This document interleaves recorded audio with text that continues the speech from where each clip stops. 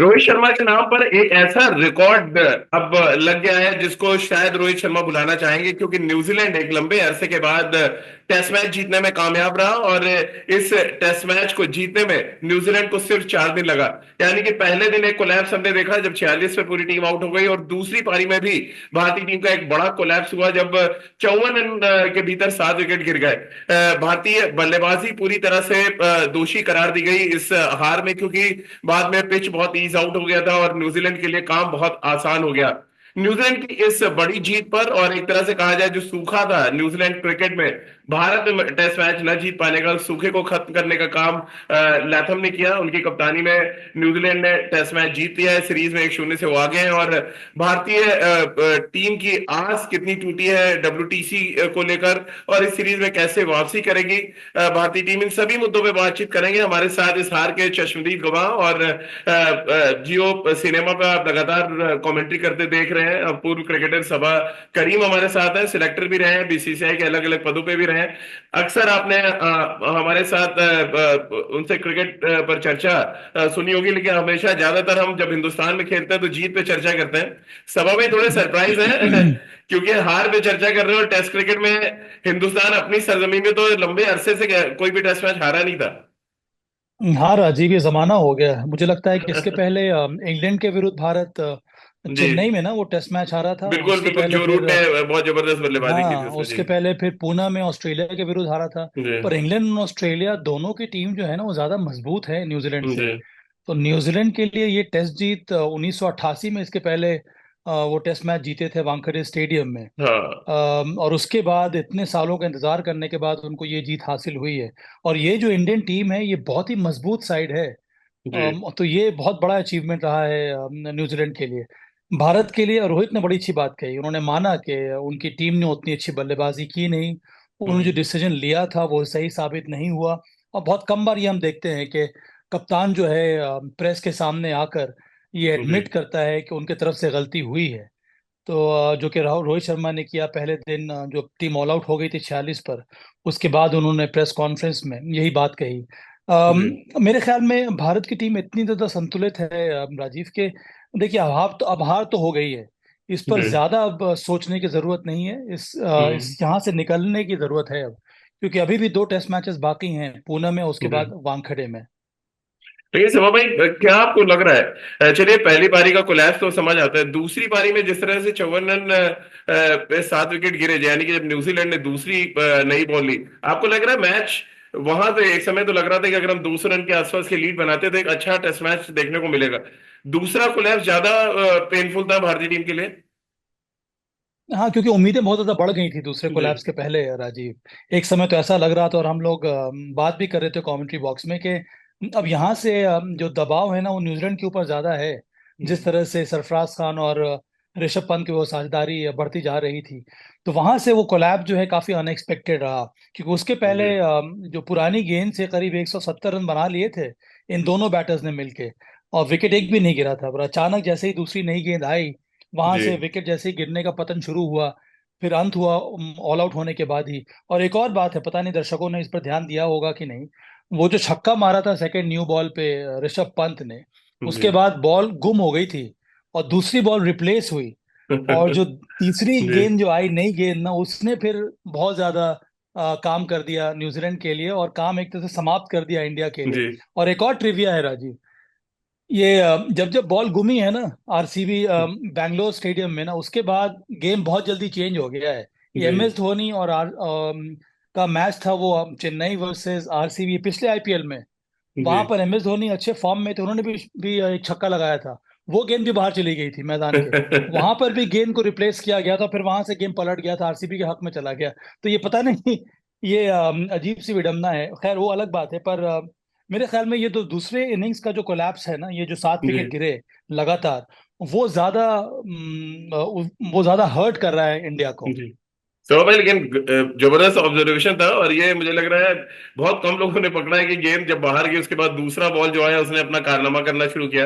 लेकिन हम्म, पहली इनिंग्स की बात करें तो भाई आपको लग रहा है भारतीय टीम शायद इतनी प्रिपेयर नहीं थी जिस तरह की गेंदबाजी की न्यूजीलैंड के फास्ट बॉलर्स ने, और लेफ्ट हैंडर्स को खास तौर से उनके रिप एरिया में बहुत टारगेट किया, तो वो चाहे यशस्वी जायसवाल की बात करें या जिस तरह से रविंद्र जडेजा बैटिंग कर रहे हैं, उससे ठीक पहले ऋषभ पंत की हम बात कर लें, सभी के रिप को बहुत टारगेट किया, यानी कि 3 क्वार्टर लेंथ में लगातार हिट किया है हेनरी ने, सऊदी ने, वो रूट की हम्म, जो उनके लंबे कद के तेज गेंदबाज खेल रहे थे। क्या हम्म। आपको लग रहा है न्यूजीलैंड ज्यादा प्रिपेयर आई थी और उनको इसका फायदा मिला? देखिए, दो पहलू हुए इसमें। सबसे जी पहले न्यूजीलैंड न्यूजीलैंड अभी श्रीलंका से वो 2-0 की श्रृंखला हार के वो पहुंचे हैं यहाँ पे। जी। पर उन्होंने सबसे बड़ा काम क्या किया, राजीव, उनके मन में ना या फिर शोल्डर पे ना कोई भी बोझ नहीं था। हम्म। वो एक बहुत ही खुले मन के साथ आए थे मैच खेलने के लिए। और उनको ये लग रहा था कि जिस तरह का कंडीशंस होगा, जिस तरह के विकेट बनाई जाएगी, उस तरह से वो अपने आप को ढाल लेंगे, जो कि उन्होंने बहुत हम्म। बखूबी किया। 3 पेस बॉलर्स के साथ वो मैदान में इसलिए उतरे कि उनके पास और कोई विकल्प है ही नहीं ना स्पिनर का। हम्म। उनके पास एक और मिचेल सैंटनर है। तो आपके पास एक एजाज पटेल है, उसके ऊपर से आप मिच सैंटनर सैंटनर को क्यों खिलाएंगे? ग्लेन फिलिप्स आपके दूसरे, वो भी पार्ट टाइम बॉलर हैं, वो अब मुझे लगता है कि अब रेगुलर बॉलर होते जा रहे हैं। तो उनकी स्ट्रेंथ थी गेंदबाजी, और इसीलिए उन्होंने 3 गेंदबाजों को खिलाया। टीम साउदी के पास अनुभव है, वो भारत पहले आ चुके हैं, तो उनको उन्होंने खिलाया। उसके साथ साथ मैट हेनरी और ओरुक। मैट हेनरी के पास भी वो क्षमता है, वो गति उनकी अच्छी है, ठीक ठाक है। हम्म। उसके साथ वो बॉल को सीम कराते हैं। टीम सऊदी एक स्विंग बॉलर है, उसके साथ साथ ओरुक। ओरुक के पास वो गति है, उसके साथ साथ वो बैक ऑफ लेंथ हिट करते हैं। तो हम्म। ये उनकी स्ट्रेंथ रही है, और इस प्रकार से उन्होंने तीनों बेसिस जो है ना, वो एक तरह से कवर कर लिए थे। अब रही बात इंडिया की। देखिए, जब आप टेस्ट मैच खेल रहे हैं ना, चाहे वो इंडिया में खेल रहे हो या बाहर खेल रहे हो, आपको तैयारी तो हर किस्म के विकेट पर खेलने की करनी होगी। और जी। भारत ने गलती यही की कि पहला जो सेशन था वहां पे भारत को समय के लिए खेलना चाहिए था। भारत ने गलती ये की कि वो जो अटैक का जो उन्होंने टेम्पलेट अपनाया हुआ है ना पिछले कुछ सालों से, जी। जिसमें बहुत ज्यादा उनको सफलता मिली है, उसी को वो उन्होंने पहले दिन भी दिखला दिया। मेरे ख्याल में उस समय उस तरह के अप्रोच की जरूरत थी नहीं। मैं मानता हूं कि जी। 2-3 विकेट जो गिरे वो अच्छी गेंदबाजी की वजह से गिरे, पर उसके अलावा थोड़े बहुत मुझे लगा कि थोड़ी केयरलेस बैटिंग भी हो गई। वहां पर अगर समय को ध्यान में रखकर आप एक सेशन, दो दो सेशन खेल लेते, रन हो सकता है कि उतने ज्यादा नहीं बनते। उसके बावजूद भारत बहुत बड़ा स्कोर खड़ा कर सकता था पहली पारी में। और आपको याद होगा ना, राजीव, कि गौतम गंभीर जब से कोच बने, उन्होंने ये बात हमेशा कही है कि उनके हिसाब से अंतर्राष्ट्रीय क्रिकेट में सक्सीड करने के लिए वो अडेप्टेबिलिटी बहुत जरूरी है। अब बिल्कुल। इसका अर्थ क्या है? इसका अर्थ तो यही है ना कि कंडीशंस के मुताबिक आपको बल्लेबाजी हम्म। करना, जो कि भारत पहली पारी में नहीं कर पाया। नहीं सब भाई, कंडीशन के हिसाब से टीम भी चुनना शायद बड़ा इंपॉर्टेंट है। न्यूजीलैंड 3 फास्ट बॉलर्स के साथ गया, एक स्पिनर उन्होंने खिलाया, हम 3 स्पिनर के साथ गए। थोड़ा मतलब बात हो रही है कि आपको पहले बैटिंग नहीं करनी चाहिए थी, ये तो चलिए आम सी बात है कि आप हम्म, बहुत हम्म। ओवरकास्ट कंडीशंस थी और डैम विकेट पे आपने बैटिंग कर ली। बट क्या टीम भी गलत खिलाई गई? आपको लग रहा है एक सीमर आकाशदीप ज्यादा इफेक्टिव होते हैं इस पिच पे? अब देखिए, अब जिस तरह से गेम चला है, जी। जिस तरह से फर्स्ट सेशन हुआ है, जिस तरह से 3 सीमर्स ने गेंदबाजी की है, अब हम लोग जरूर कह सकते हैं कि एक सीमर और खेल सकता था। पर पता क्या है जी। राजीव, मैं वहां पे हूँ, मैं वहां पे था पहले दिन भी और हर दिन भी। और मैंने भी बहुत नजदीक से विकेट देखा था। विकेट पहले दिन को अगर हटा दिया जाए या पहले 2-3 घंटे आप हटा लें, तो हम्म। विकेट बहुत ही ड्राई था। और उसमें दरारें पहले दिन ही नजर आ रही थी। और हम्म। दरार भी ऐसा लग रहा था ना कि जैसे जैसे धूप और पड़ेगी विकेट के ऊपर, वो दरार खुल जाएगी। और हम्म। दरार खुली भी ना, जिस तरह से कल हमने देखा न्यूजीलैंड के पेस बॉलर्स ने बॉलिंग की। जैसे जैसे बॉल वो दरार पे पड़ी, वहां से बॉल में बहुत ज्यादा मूवमेंट देखने को मिला, वो अकस्मात हम्म। उछाल देखने को मिला। आज बुमराह और सिराज ने भी वही वही किया नई गेंद के साथ। पर स्पिनर्स के लिए जितनी मदद होनी चाहिए थी, जिस तरह से विकेट को टूटना चाहिए था, हम्म। वो हो नहीं पाया, क्योंकि सिर्फ 4 दिन का ही मैच हुआ ना, या 3.5 दिन का जी। ही मैच हुआ। और बीच बीच में वो बारिश होती रही, विकेट फिर से कवर हो गया। तो अगर धूप पूरी तरह से खिली रहती इन चारों दिन, तब मेरे ख्याल में ये जो चयन था 3 स्पिनर्स का, वो वाजिब रहता भारत के लिए। हम्म। अनफॉर्चुनेटली मौसम भी थोड़ा बहुत कुछ अलग सा इस टेस्ट मैच में देखने को मिला, जिसकी वजह से अब ऐसा हमें लगने लगा है कि 3 सीमर्स खेलना चाहिए था। पर उस समय मेरे ख्याल में ये निर्णय 3 स्पिनर्स के साथ मैदान में उतरने का वो सही था। तो भाई आपको लग रहा है, जैसे आप कंडीशंस की बात कर रहे हैं, न्यूजीलैंड को तो यही लगा होगा कि ऑकलैंड या वेलिंगटन में मैच खेल रहे हैं, थोड़ी थोड़ी हम्म। बारिश हो रही है, वेदर को प्रिडिक्ट आप नहीं कर सकते, ठीक वैसे ही न्यूजीलैंड के लिए आइडियल परिस्थिति थी। हाँ, उन्होंने भी यही कहा ना कि उनको भी नहीं लग रहा था कि ऐसा होगा। टॉम लेथम भी तैयार थे पहले जी बल्लेबाजी करने के लिए। वो उनके पेस बॉलर ओरुक से मैंने बात की, उन्होंने भी यही कहा कि उन लोग तो बहुत सरप्राइज थे कि इस विकेट पे इतना ज्यादा वो लैटरल मूवमेंट मिला उनको। जी। अब बात थोड़ी सरफराज की पारी की कर ले, क्योंकि आपने बहुत नजदीक से सरफराज की पारी को देखा, आपने उनसे बातचीत भी की होगी। क्या एक ऐसा स्टैंड आउट था समा भाई, कि जब भी एक तो डोमेस्टिक क्रिकेट से हम लगातार देख रहे हैं, जब वो 100 करते हैं तो 150 वो 200 जाते हैं, लंबे स्कोर करते हैं। मैं उनका डोमेस्टिक रिकॉर्ड भी देख रहा था, 50% से ज्यादा उनका कन्वर्जन कन्वर्जन रेट है। जब वो 100 करते हैं तो फिर 150 200 के ले जाते हैं। क्या लगा आपको उनकी पारी में, क्या कुछ खास आप देख पाए? देखिए, दो बातें मुझे नजर आई जी। राजीव को। उन्होंने अपने गेम में जिस तरह से वो बैटिंग करते हैं डोमेस्टिक क्रिकेट में, वही उसी प्रकार की बल्लेबाजी यहाँ पर भी उन्होंने की। दूसरी बात, डोमेस्टिक क्रिकेट में मैंने भी बहुत कई बार देखा है सरफराज खान को, बहुत ही कैलकुलेटिव बल्लेबाजी वो करते हैं। हाँ, कब तेज गति से रन बनाना है, कब स्ट्राइक को रोटेट करना है, ये एक तरह का दिमाग उनका हमेशा चलता रहता है। और इस पारी में भी हमें यही देखने को मिला, और ये बात उन्होंने कही भी प्रेस कॉन्फ्रेंस में कि हम्म। जैसे उनको मौका मिला ऑफ स्टंप के बाहर वो बॉल डाल रहे थे, बॉल वो छोटी डाल रहे थे, उसके लिए वो तैयार थे क्योंकि उन्होंने अभ्यास किया है। हम्म। उन्होंने तो ये भी माना कि घर में उनकी जो विकेट है उसी तरह की है, और वो ऐसे भी बैकफुट प्लेयर है। तो उस तरह से अगर आप फीड करेंगे तो फिर सरफराज खान का बल्ला चलेगा, और बखूबी चला सरफराज खान का। और हम्म। उसके साथ साथ जैसे कि मैंने कहा कि बहुत ही शानदार तरीके से वो कैलकुलेट करते हैं। डोमेस्टिक क्रिकेट में कई बार क्या होता है ना कि जो डोमेस्टिक टीम्स होती हैं वो थोड़ा बहुत अटैक करती है, उसके बाद फील्ड को छितरा देती हैं। पर हम्म। यहाँ पर बहुत लंबे समय तक न्यूजीलैंड उनको अटैक करता रहा, वो भी छोटी गेंद डालकर ऑफ स्टंप के बाहर, और उसका भरपूर फायदा उठा लिया सरफराज खान ने। और उनको गेंद थोड़ी सभा और भाई, ऊपर डालनी चाहिए थी। जी, हम्म। उसी पे मैं आ रहा था कि न्यूजीलैंड शायद भाप नहीं पाया कि बैकफुट के अच्छे प्लेयर है। खास तौर पे जो एक दो अपर कट खेले सब भाई, ऐसे शॉट से मैंने तो टेस्ट क्रिकेट में देखे नहीं थे। ये एकदम लास्ट मोमेंट में आके जिस तरह लेट गए थे ऑलमोस्ट। कैसे आप देखते हैं ये हम्म। बैकफुट के, चलिए अच्छे प्लेयर हैं, एक स्ट्रॉन्ग कंटेंडर हो गए हैं ऑस्ट्रेलिया में मैच खेलने के लिए भी, और अब शायद दबाव बढ़ा दिया उन्होंने कप्तान और सेलेक्टर से भी, कि अब उनको ड्रॉप कैसे करेंगे अगले हम्म। मैच में। हाँ, वो तो बहुत बहुत बड़ा सवाल उठ गया है अब तो, उसको कहाँ से अब उनको बाहर रखेंगे। जी। अब देखने वाली बात ये है कि पुणे में किस तरह के 11 के साथ भारत मैदान में उतरता है। पर हाँ, जी। ये जो शॉट खेला ना उन्होंने, रैम शॉट जो था, वो खास जी। करके एक गेंद तो एकदम शरीर के करीब आ गई थी, वहां से उन्होंने वो रैम शॉट खेल जी। दिया। और ये तभी पॉसिबल है अगर आपने प्रैक्टिस की हो इस प्रकार के शॉट्स की, जो कि मुझे लगता है कि सरफराज ने हर दिन हर सेशन में ये प्रैक्टिस की। और एक और बात है राजीव, कि धर्मशाला इसके पहले जो टेस्ट मैच हुआ था ना, वो भी मैं मैच कवर हम्म। कर रहा था, और वहां पे जी। 50 रन बनाने के बाद वो आउट हो गए थे। और मेरी जी। बात हुई थी वो 50 रन बनाने के बाद सरफराज से, तो उन्होंने मुझे यही कहा था कि सबा भैया, नेक्स्ट टाइम जो मौका मिलेगा ना, फिर मैं छोड़ने वाला नहीं हूँ। और आज मैंने उनसे यही बात उनको जी। उनकी याद भी दिलाई कि यही आपने कहा था, मुझे अच्छा लगा कि उस बात पे आप डटे रहे आज इस जी। पारी में। तो बहुत ही शानदार और बहुत ही जबरदस्त पारी उन्होंने खेली। और समा भाई, अच्छा है कि विकेट कीपर, क्योंकि आप खुद विकेट कीपर रहे, एक विकेट कीपर बड़े मैच विनर के तौर पे टेस्ट क्रिकेट में अपनी जगह बना भी चुका है। एक तो पहला अपडेट आपसे लेना चाहेंगे कि ऋषभ पंत की इंजरी कैसी है, कोई बहुत चिंता वाली बात तो नहीं है? और दूसरा, दो यंग बल्लेबाजों को आपने एक बड़ी साझेदारी करते देखा विपरीत परिस्थितियों में, जहां आप बहुत नीचे लगे हुए थे, और शायद वो साझेदारी नहीं होती तो हम इनिंग से टेस्ट मैच हार जाते। हाँ राजीव, जो खबर आ रही है, जिस तरह से उन्होंने बैटिंग की, जिस तरह से हम्म। रन्स ले रहे थे, जिस तरह के शॉट्स खेले, वो उन ऋषभ का तो अंदाज यही हमेशा से रहा है। तो वहां पर कोई दिक्कत नजर आई नहीं है। पर जी। मेरे ख्याल में अभी भी जो भारतीय सपोर्ट स्टाफ है, जो मेडिकल टीम है, वो थोड़ा बहुत ये चाहती है कि प्रिकॉशन ले ऋषभ हम्म। पंत, और इसीलिए उन्होंने दूसरी पारी में भी वो आए नहीं विकेट कीपिंग करने के लिए, क्योंकि उनको थोड़ा और समय मिल जाएगा वहां से रिकवर करने के लिए। पर जिस हम्म। तरह से वो बैटिंग कर रहे थे, मुझे पूरा यकीन है कि पुणे टेस्ट मैच में भी खेलेंगे, और ज्यादा कुछ गंभीर चोट उनको लगी नहीं है। हालांकि जो बॉल लगी थी ना, वो जी। एरिया जो है वो सूज जरूर गया होगा, और वो एरिया खुला हुआ था क्योंकि इनसाइड राइट लेग उनको बॉल लगी थी। हम्म। और वो वही पैर है, वही जगह है जहां पर उनकी इंजरी हुई थी, वहां से वो रिकवर करके मैदान में उतरे हैं।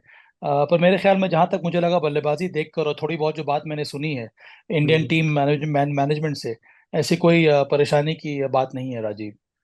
तो भाई, क्योंकि जिस तरह से टेस्ट मैच हमारे, उसमें एक बड़ा रोल सचिन रविंद्रा का भी रहा, जिस तरह से वो बैटिंग कर रहे थे, जितनी क्रिकेट की हाँ, हम सबको समझ है, मुझे one of the classic left left hand hmm. Batsman लगे, जिनका शॉट सिलेक्शन हो या बॉल सेंस की बात करें, बहुत कमाल था। और उसी पिच पे डेवन कॉनवे जो है स्ट्रगल कर रहे हैं, लैथम स्ट्रगल कर रहे थे, और उनको बीट कर पाना बहुत मुश्किल था। क्या हम इन फ्यूचर एक बड़े बैट्समैन को बनते देख रहे हैं इस टूर पे? हाँ राजीव, मैं भी इस बात से सहमत हूँ कि जमाने के हम्म। बाद एक यंग फॉरेन बैटर ने इतनी प्रभावशाली बल्लेबाजी की होगी। जी। और पूरी पारी आप देख लें, पहली पारी भी और दूसरी पारी, मेरे ख्याल में एक या दो ही लगता है कि फर्स्ट शॉट उन्होंने हम्म। खेले। जैसे कि आज एक बॉल बहुत नीचे रह गई थी रविंद्र जडेजा की, उसके बाद दूसरी बॉल बिना देखे उन्होंने बल्ला घुमा दिया था। हम्म। इस तरह के शॉट्स ना दोनों पारियों में मुझे लगता है एक या दो बारी हमें नजर आए होंगे। तो ये दर्शाता हम्म। है कि उनकी एक तो एकाग्रता बहुत ही शानदार रही है। और दूसरी जो कि सबसे बड़ी बात है, वो उनका फुटवर्क। चाहे वो पेस जी। बॉलर्स के सामने हो या स्पिनर्स के सामने हो, इतना ज्यादा ठोस, इतना मजबूत दिखा कि मौका दिया ही नहीं उन्होंने भारतीय गेंदबाजों को उनका विकेट लेने के लिए। उसके साथ साथ वो अटैकिंग माइंडसेट भी तो दिखलाया। अब कई हम्म। बार ये होता है ना कि कि जो फॉरेन बैटर्स होते हैं वो सिर्फ स्वीप ही खेलते हैं, पर ऐसी बात नहीं है रचिन रविंद्रा में। वो स्वीप भी खेलते हैं, और रिवर्स स्वीप नहीं, सिर्फ कन्वेंशनल स्वीप खेला उन्होंने, या तो रेगुलर स्वीप या स्लॉग स्वीप। उसके अलावा स्टेप आउट करके उन्होंने स्पिनर्स को खेला, या फिर बैकफुट पे आके कट किया। ये तभी पॉसिबल है जब आप लेंथ को बहुत जल्दी पिक कर रहे हो, और आपके पास वो फुटवर्क है क्रीज के बाहर निकलने का भी, और क्रीज के गहराई को भी नापने का, और बैकफुट में भी जाके शॉट्स खेलने का। ये हमें रचिंद्र रविंद्र की बल्लेबाजी में नजर आया। तो मेरे ख्याल में ये न्यूजीलैंड के लिए सबसे बड़ी खबर यही है कि रचिंद्र रविंद्र जैसा उनको बैटर मिल गया। और ये तीनों जी। फॉर्मेट के प्लेयर हैं। जी। बेंगलुरु में तो शतक इसके पहले भी लगा चुके हैं, वर्ल्ड कप में। विश्व जी। कप में। जी। जी। हम्म। सो भाई, तो क्योंकि आप मैदान पे था, हम लोग को टीवी पे आवाज इतनी अच्छी आ रही थी उनके बैट से लगने की, वो स्वीट पार्ट पे बार बार उनका बॉल जो इम्पैक्ट पड़ रहा था। कैसे आप देख रहे हो वो जो साउंड आती है, क्या वो बताती है आप किस कैलिबर के बैट्समैन है? क्योंकि अगर आपका 80% 90% अगर आप स्वीट पार्ट से खेल रहे हैं, और वो आवाज एक अलग ही एहसास देती है, क्योंकि आपने भी बहुत ढेरों रन बनाए डोमेस्टिक क्रिकेट में। कैसे आप देखते हैं जब इस तरह की आवाज आती है, कितना कॉन्फिडेंस एक बल्लेबाज को मिलता है तब? सबसे पहली बात तो यही होती है ना कि बैटर को बहुत कॉन्फिडेंट मिल जाता है। जी। और वही हुआ रचिन रविंद्रा के साथ। देखिए, भारत में खेलने के लिए ना राजीव, आपको भी एहसास होगा कि जी। सबसे पहले आपकी शुरुआत कैसी होनी चाहिए रन बनाने के लिए जी। भारत में। बेस कैसे आप सॉलिड करेंगे? बेस आप सॉलिड करते हैं डिफेंसिव टेक्निक के साथ। अगर जी। आपका डिफेंस सॉलिड है ना, तभी तो आप अटैकिंग शॉट्स खेल सकते हैं। नहीं तो अगर आपका डिफेंस सॉलिड नहीं है, अगर आपके डिफेंस के ऊपर विश्वास नहीं है, तो आप हमेशा गलत बॉल चूज करेंगे अटैकिंग शॉट्स खेलने हम्म। के लिए। डिफेंस ये दर्शाता है, ये संदेश देता है गेंदबाज को कि आपकी सबसे अच्छी वाली जो गेंद है, उसको मैं जी। डिफेंस कर रहा हूं बहुत ही आसानी से। अगर फिर आपने थोड़ी बहुत लाइन इधर उधर कर दी, ये लेंथ में आपने गड़बड़ी कर दी, तो मेरा वार होगा। और वही जी। रचिंद्र रविंद्र ने किया इस पारी में, दोनों पारियों में। तो मेरे ख्याल में वो जो आवाज के बारे में आपने बात की ना, वो तभी पॉसिबल है जब आपका फुटवर्क सही हो, और आप गेंद को अपने शरीर के करीब आने दें, अपने जी। आंख के नीचे खेलें। और पूरी की पूरी पारी में, हर एक शॉट में भी, हर एक डिफेंस में भी, मुझे लगता है ये सबसे बड़ी विशेषता रही रविंद्र की इस शतकीय पारी में, और वो जो रन बनाया उन्होंने दूसरी पारी में। जी। समा भाई, आखिरी दो सवाल। एक तो आप भारतीय टीम के लिए कितना बड़ा चैलेंज देख रहे हैं, और WTC के चांसेस, क्योंकि आप लगातार स्टैट्स वगैरह देखते रहते हैं और आप ज्यादा बेहतर तरीके से दर्शकों को हमारे समझा सकते हैं, कितना फर्क पड़ेगा इस हार से WTC के फाइनल में पहुंचने में? देखिए, हार से फर्क तो पड़ेगा राजीव, जी। क्योंकि इसके पहले हम लोग ये मान के चल रहे थे ना कि 3 टेस्ट मैचेस हम यहाँ जीत जाएंगे, तो फिर 5 में से आपको सिर्फ 2 मैचेस जीतने होंगे ऑस्ट्रेलिया जी। दौरे पे, आसानी से WTC फाइनल में क्वालिफाई करने के लिए। सारे वेरिएबल्स को ध्यान में रखकर भी अगर हम्म। हम देखेंगे, आपके अपने दूसरी टीम क्या कर रही है वो अलग बात है, पर अगर हम हम्म। सिर्फ अपने टीम के ऊपर ही फोकस करें, तो ये 5 मैच अगर हम जीत अगर हम दर्ज कर लेते, तो फिर हम्म। हमारा रास्ता कोई और रोक नहीं सकता है वर्ल्ड टेस्ट चैंपियनशिप के फाइनल में पहुंचने में। पर यह पहले जो टेस्ट मैच है वो अब भारत हार गई है, तो WTC जो पॉइंट सिस्टम है, जो परसेंटेज है, उसमें थोड़ी बहुत कटौती आ गई होगी। हम्म। वो जो गैप था इस समय भारत ऑस्ट्रेलिया का, उसमें थोड़ी बहुत कमी आ गई है। तो मुझे लगता है कि अब मेहनत थोड़ा और ज्यादा करना होगा। अब यहाँ से जहां हम्म। तक मुझे लग रहा है कि ऑस्ट्रेलिया में, अब ये भी मान के चले कि अगर आने वाले 2 टेस्ट मैचेस जो न्यूजीलैंड के खिलाफ हैं वो हम जीत भी लेते हैं, उसके बाद भी आपको 5 में से अब कम से कम 3 टेस्ट मैचेस जीतने होंगे। जी। तो वो जो भारत का जो कार्य है ना, वो थोड़ा बहुत और कठिन हो जाएगा। आपको याद होगा पिछली बार जो दौरा हुआ था न्यूजीलैंड का भारत में, वहां पर कानपुर टेस्ट मैच न्यूजीलैंड ने ड्रॉ कर दिया था। वो हाँ अंतिम विकेट हाँ। भारत ले नहीं पाया था, एजाज पटेल ने बहुत लंबी पारी खेल दी थी। जी जी और उसके वजह से बहुत दबाव बढ़ गया था भारत के ऊपर, और फिर जी। वहां से लगातार भारत को मैचेस जीतने पड़े थे। तो कुछ हालत इसी प्रकार की होती जा रही है राजीव। पर मुझे लगता है कि भारतीय टीम इस समय ना ऑस्ट्रेलिया के बारे में नहीं सोच रही होगी। जी उनका ध्यान सिर्फ पुणे टेस्ट मैच पे ही होगा, क्योंकि हमें ये भी नहीं भूलना चाहिए ना, तो चाहिए कि पुणे में जो इसके पहले ऑस्ट्रेलिया के विरुद्ध टेस्ट मैच हुआ था, वो भारत हार गया था। भारत हार वहां के। पर विकेट अलग किस्म की थी, विकेट तो बहुत ही ज्यादा टर्निंग ट्रैक जी। थी। पर अब पता नहीं विकेट वहां पर किस तरह की मिलेगी। पर दबाव तो निश्चित रूप से भारत के ऊपर बढ़ रहा है। पर भारत की टीम संतुलित है, काफी सारे अनुभवी प्लेयर्स हैं, गौतम गंभीर हैं हेड कोच। अभी तो हर एक खिलाड़ी को जो संदेश जाना चाहिए वो यही होना चाहिए, हम्म। कि बस अब ये वाला जो टेस्ट मैच है पुणे में, उसके ऊपर आप फोकस करें, और आगे के बारे में सोचना इस समय तो छोड़ दिया जाए।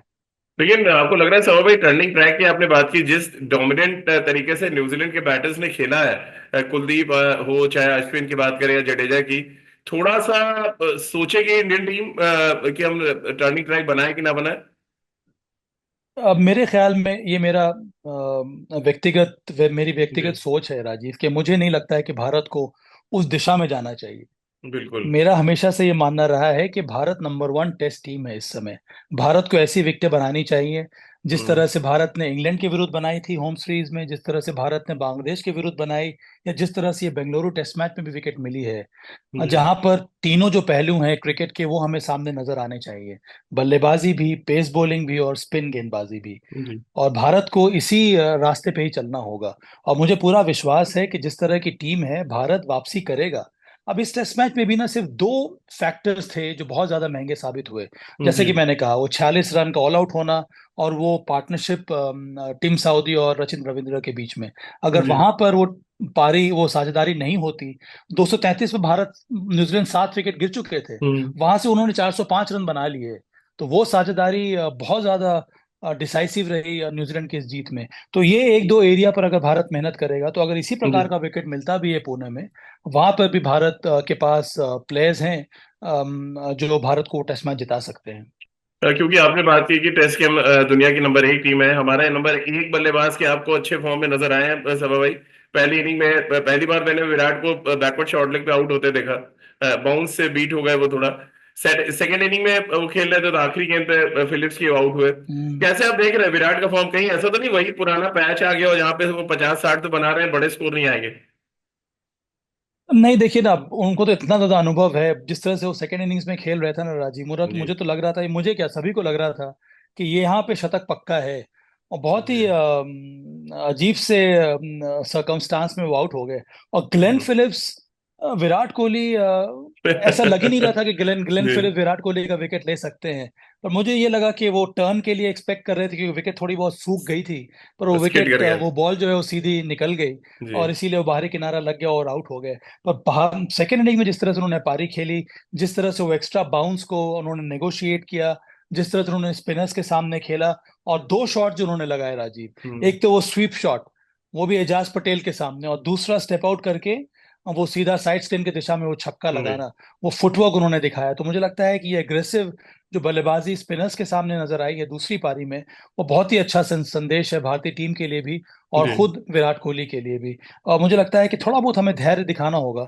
बहुत जल्द वो शतक विराट कोहली के बल्ले से हमें नजर आने वाला है। मेरी बातचीत होती रहती है बीच बीच में जी विराट से। जी। आज भी मैं सुबह जब वो फुटबॉल खेल रहे थे या फिर वॉलीबॉल खेल रहे थे फुटबॉल से, वहां पर भी थोड़ी बहुत बात हुई। बहुत ही अच्छे स्पेस में है। जी। तो मुझे लगता है कोई दबाव उनके ऊपर है नहीं। और आने वाले मैचेस में भी एक बड़ा स्कोर की उम्मीद मैंने लगा के रखी हुई है विराट कोहली से। आखिरी सवाल सभा भाई, क्योंकि के राहुल के फॉर्म को लेकर बहुत ज्यादा बातचीत हो रही है, क्योंकि सरफराज ने शतक लगा दिया और शुभमन गिल फिट होते हैं तो वो आएंगे। क्या आप अगले टेस्ट मैच में के राहुल की जगह देख पा रहे हैं टीम में? देखिए, अब राजीव, ये भारतीय टीम ना नंबर एक टेस्ट टीम इस वजह से बनी है कि इस टीम में एक सिक्योरिटी हो गई है। हाँ वो जी। प्लेयर्स को सिक्योर किया गया है कि एक दो फेलियर से आपको हम टीम से बाहर नहीं करेंगे। और हम्म। ये राहुल द्रविड़ और रोहित शर्मा के समय से शुरू हुआ है। और जी। मेरे ख्याल में भारत की सोच भी आने वाले मैचेस में इसी प्रकार की होनी चाहिए। अगर आप हम्म। हर मैच के फेलियर के बाद खिलाड़ियों को ड्रॉप करते रहे ना, तो फिर आप टीम को बिल्ड नहीं कर सकते हैं। हम्म। तो मेरे हिसाब से इतनी ज्यादा जल्दबाजी करनी नहीं चाहिए। देखिए, जी। आपको इशू को एड्रेस करने की जरूरत है। इसमें ये जो टीम हारी है वो एक खिलाड़ी की वजह से नहीं हारी है। ये जी। पहली पारी में कलेक्टिव फेलियर की वजह से भारत की ये पोजीशन हो गई, वो भारत पहला हम्म। टेस्ट मैच हार गया है। अब इसके पहले वाले टेस्ट मैच उन्होंने शतक लगाया था, जी। केएल राहुल ने। बांग्लादेश और के खिलाफ जी। कल भी उन्होंने अच्छी पारी की शुरुआत जी। कर दी थी। वो जो डिलीवरी पे आउट हुए राजीव, अगर आप वहां ग्राउंड पे रहेंगे ना, वन प्लेबल डिलीवरी है। हम्म। वो जी। जी। गिरने के बाद एक तो एक्स्ट्रा बाउंस, उसके साथ साथ वो डिविएशन ऑफ द सरफेस, वो एक अनप्लेबल डिलीवरी थी। अगर आप फिर से वापस विश्लेषण करेंगे ना, तो बल्ला उन्होंने शरीर के करीब ही रखा था। वहां जी। से अगर बाहरी किनारा लग जाता है तो फिर बैटर कुछ नहीं कर सकता है। गलती तब होती है बैटर की जब आप शरीर के बाहर बॉल के लाइन को मीट करने जाते हैं। हम्म। केएल राहुल ने वैसा कुछ भी नहीं किया था। तो मेरे ख्याल में ये सही समय नहीं है बहुत ज्यादा चेंजेस करने के लिए। अब बात जी। लोग कर रहे हैं मोहम्मद सिराज के बारे में भी। मुझे लगता है कि चर्चा जरूर होगी, पर आने हम्म। वाले मैचेस में भी ज्यादा मैं उम्मीद नहीं कर रहा हूँ कि चेंज होना चाहिए जी। भारतीय टीम में। चलिए सभा भाई, बहुत बहुत शुक्रिया आपका। बहुत ही जबरदस्त तरीके से आपने मैच का एनालिसिस किया, और खासतौर से जो दो इंपॉर्टेंट चीजें आपने बताई, एक तो वर्ल्ड टेस्ट चैंपियनशिप का जिस तरह से आपने एक खाका बताया, वो हमारे दर्शकों को जरूर समझ आएगा। और साथ ही जो सबसे इंपॉर्टेंट स्टोरी बताई कि जब चिन्ना स्वामी में गेंद बाहर जाती है तो फिर मैच का नक्शा बदल जाता है, और ठीक वैसा ही हुआ, नक्शा बदला। हम 54 रन पे 7 विकेट हमारे गिरे, और हम एक समय ऐसा लग रहा था कि हम 200 रन की लीड लेके इस टेस्ट मैच में फाइट करेंगे। बड़ा कोलैप्स हुआ, और उसके बाद न्यूजीलैंड के लिए काम आसान हो गया। न्यूजीलैंड ने टेस्ट मैच जीता, सीरीज में 1-0 से अब वो आगे है। और अब एक बड़ा खतरा इस बात को लेकर मंडरा रहा है कि एक काद और उलटफेर अगर न्यूजीलैंड ने किया तो फिर डब्ल्यूटीसी के लिए हमारे रास्ते शायद बंद ना हो जाए। बहुत बहुत शुक्रिया सब भाई, आपका हमारे साथ बातचीत करने के लिए।